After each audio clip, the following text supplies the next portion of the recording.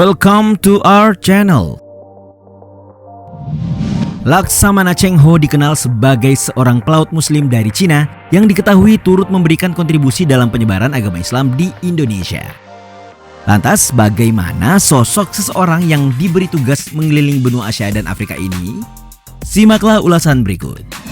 Tapi sebelum lanjut, kami ingatkan kembali untuk subscribe channel ini dan aktifkan lonceng notifikasi kamu untuk mendapatkan video edukatif dari Data Fakta.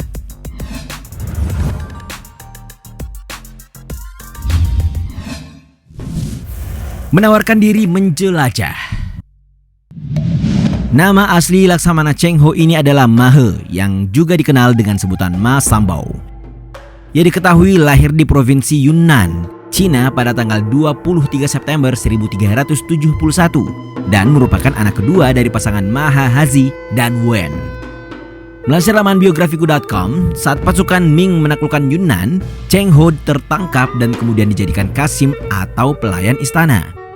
Ia berasal dari suku Hui, suku bangsa yang secara fisik mirip dengan suku Han, namun ia beragama Islam. Beruntung saat tertangkap pada usianya yang ke-12 tahun, ia hanya dijadikan kasim untuk Raja Zhou di istana Beiping yang kini bernama Beijing. Sebab para pemuda yang tertangkap biasanya ditawan dan bahkan dikebiri. Selang beberapa tahun kemudian, Kaisar Zhou merencanakan program pengembalian kekuatan kerajaan Tiongkok yang merosot akibat dari ulah dinasti Mongol pada tahun 1368. Cheng Ho pun dengan berani menawarkan diri untuk mengemban tugas menjelajah ke berbagai penjuru negeri. Sang kaisar sempat terkejut sekaligus terharu melihat tekad dan permintaannya, sebab amanah itu haruslah dilakukan dengan mengarungi samudra.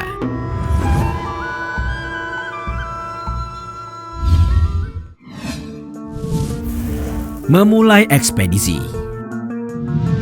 Keberanian, tekad yang kuat, serta nyali yang besar telah mengantarkan seorang Laksamana Cheng Ho dalam petualangan panjangnya. Melansir Kompas.com, ekspedisi ini dimulai dari kaisar menginginkan dinasti Ming menerapkan kebijakan ekspansi ke beberapa wilayah. Rencana tersebut terwujud pada tahun 1403 dan digunakan untuk sarana melakukan penjelajahan. Armada ini dikenal dengan nama Shavan Guanjun yang terdiri atas kapal dagang, kapal perang, dan kapal penunjang untuk membantu kapal lainnya. Longjiang kemudian ditunjuk sebagai lokasi tempat pembuatan proyek besar armada tersebut. Hingga kayu pembuatan kapal didapatkan dari pohon di sekitar sungai Min. Setelah melakukan persiapan yang cukup matang, ekspedisi pun dimulai. Cheng Ho dinobatkan sebagai pemimpin ekspedisi dengan bekal surat bersegel kekaisaran. Tercatat pada 11 Juli 1405, Cheng Ho memulai petualangannya. Ia singgah di kota Luihe, Tiongkok untuk mempersiapkan semua armada secara maksimal. Bersama dengan 27.000 tentaranya yang melakukan ekspedisi perdananya di Samudra Hindia.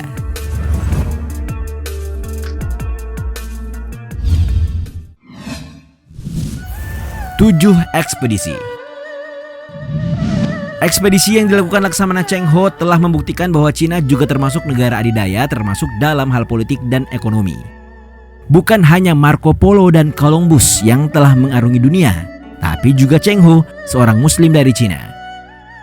Mengutip laporan republika.co.id, dalam kurun waktu 1405 hingga tahun 1433, Cheng Ho telah berhasil menyelesaikan sebanyak 7 ekspedisi. Ia bersama para awaknya berlayar ke Malaysia, Indonesia, Thailand, India, Sri Lanka, Iran, Oman, Yaman, Arab Saudi, Somalia, Kenya, dan masih banyak negara lainnya. Di sela-sela perjalanannya, ia menyempatkan untuk menunaikan ibadah haji. Dalam perjalanan tersebut, Cheng Ho menggunakan kapal-kapal besar yang berukuran panjang sekitar 400 kaki. Bukti arkeologi dari tempat kapal-kapal tersebut dibangun di Sungai Yangtze membuktikan bahwa kapal-kapal tersebut memang besar. Ukurannya bahkan lebih besar dari lapangan sepak bola modern. Selama ekspedisi berlangsung, Cheng Ho diperintahkan untuk lebih menghormati masyarakat setempat. Demi penghormatan tersebut, masyarakat yang ditemuinya beberapa mendapatkan upeti atau penghargaan dari Kaisar Cina. Oleh sebab itu, rombongannya disambut dengan hangat dari masyarakat yang mereka kunjungi. Selain itu, ia juga menjalankan misi dagang yang boleh dikatakan berhasil. Tuntas menjalankan 7 ekspedisi, Cheng Ho berlayar pulang ke negeri tirai bambu. Ia kembali membawa barang-barang eksotis dan ikonik dari berbagai tempat seperti gading, unta, emas, bahkan jerapah dari Afrika.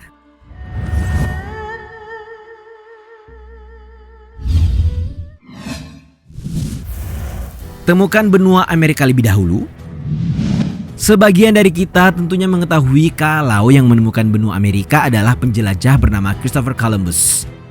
Namun ternyata jauh sebelum itu nama Laksamana Cheng Ho disebut-sebut sebagai penemu benua ini. Seperti yang dilansir akura.co.id, setelah kekaisaran baru yaitu Kaisar Hongxi, ekspedisi maritim sempat vakum. Nah, setelah digantikan oleh Kaisar Zhou, ekspedisi pun kembali dihidupkan. Ia berhasil menjalankan ekspedisi ke-7 pada tahun 1433 yang tercatat telah mengunjungi Teluk Persia, Laut Merah, dan Afrika. Salah satu hal yang paling kontroversi dalam perjalanannya yakni terdapatnya beberapa literatur yang mencatatkan nama Laksamana Cheng Ho telah berhasil menemukan benua Amerika sebelum Columbus.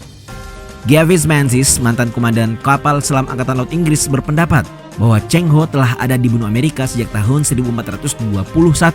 Hal ini ditandai dengan jejak pemukiman di sana.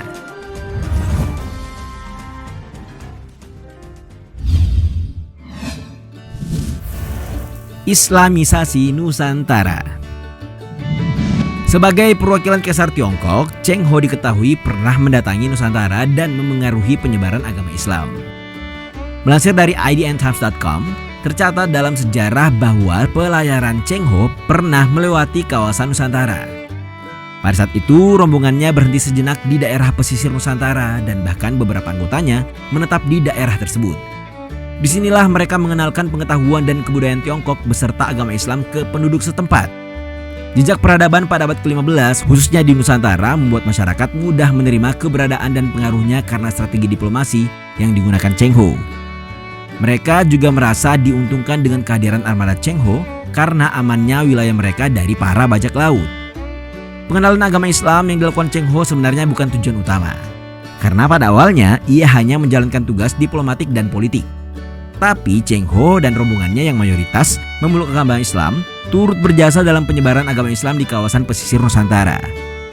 Pelaut-pelaut Tiongkok dipercaya sebagai salah satu sumber proses Islamisasi di Nusantara. Secara tidak langsung, ia beserta rombongannya memberikan dampak besar terhadap perkembangan Islam di saat peralihan era kerajaan Hindu-Buddha ke era kerajaan Islam. Di luar itu semua, Cheng Ho menjadi seorang pemimpin yang menaklukkan samudera, bukan dengan perang, tapi mengenalkan diplomasi dengan pengetahuan dan pertukaran kebudayaan. Sehingga ekspedisi ini sukses menggabungkan perjalanan bisnis dan diplomasi damai ke berbagai penjuru dunia, termasuk Nusantara.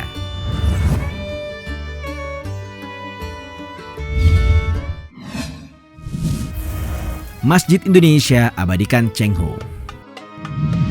Ekspedisi yang dilakukan Cheng Ho saat berlayar mengitari puluhan kerajaan dan pelabuhan dagang di Asia dan Afrika telah membawa pertukaran budaya dan menyebarkan Islam. Khusus di Nusantara sendiri, bahkan hingga saat ini namanya masih populer. Mengutip laporan tirto.id, sebelum tiba di Jawa, Laksamana Cheng Ho tiba di Samudra Pasai pada tahun 1405. Dan 2 tahun setelahnya, membentuk masyarakat Tionghoa Islam pertama di Nusantara. Hingga saat ini ia masih dikenang. Organisasi Islam Tionghoa Indonesia yang berubah nama menjadi Pembina Iman Tauhid Islam atau PITI aktif membangun masjid bernuansa tirai bambu di beberapa kota di Indonesia. Sebanyak 15 masjid telah mengabadikan nama Cheng Ho di Indonesia, seperti Masjid Cheng Ho yang ada di Surabaya. Nama masjid ini ditambah lagi dengan nama depan Muhammad, sehingga menjadi Masjid Muhammad Cheng Ho. Masjid ini dibangun tahun 2002 dan menjadi masjid yang pertama dengan nama Cheng Ho, yang dibangun karena Surabaya menjadi salah satu tempat persinggahan Cheng Ho.